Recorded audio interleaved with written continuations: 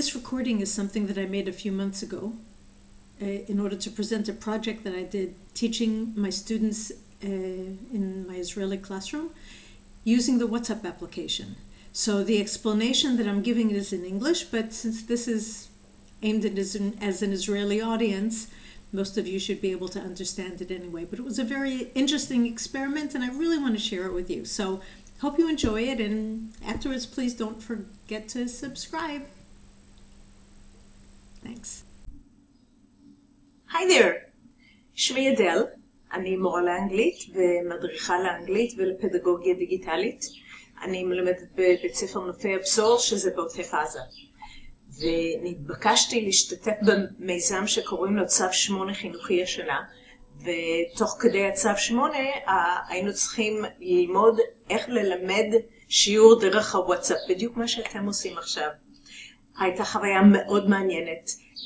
מצאתי שזה נתן הרבה תלמידים להשתתף שבדרך כלל הם כאלה שקטים ולאו דווקא משתפים פעולה, קצת מתביישים, אבל כאן היו פחות מחסומים. היה גם קצת שוחד, זה היה אחר הצהריים, אז נתתי לכל מי שהשתתף 5 נקודות בונוס.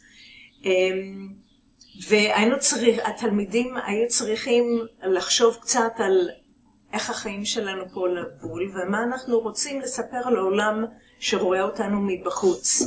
כי בשביל תלמידים שחיים פה חווים את המלחמות שאנחנו חווים, חשוב לנו שהעולם יבין שאנחנו לא חיילים, אלא אנשים פשוטים שרוצים לחיות את החיים שלהם. מה שאתם רואים פה ברקע זה השיעור עצמו.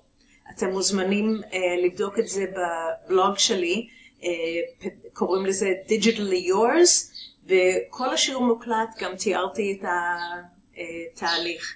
אם אני אתן לכם טיפ אחד, אני השתמשתי לבאנרים ב-Image Chef, ולקחתי משם גם תמונות והדבקתי אותם על PowerPoint והפכתי אותם ל-JPEGs כדי לשלוח את כל ההודעות שאתם רואים פה. אז אני מאחלת לכם חוויה מעניינת ומוצלחת, ותודה שהזמנתם אותי.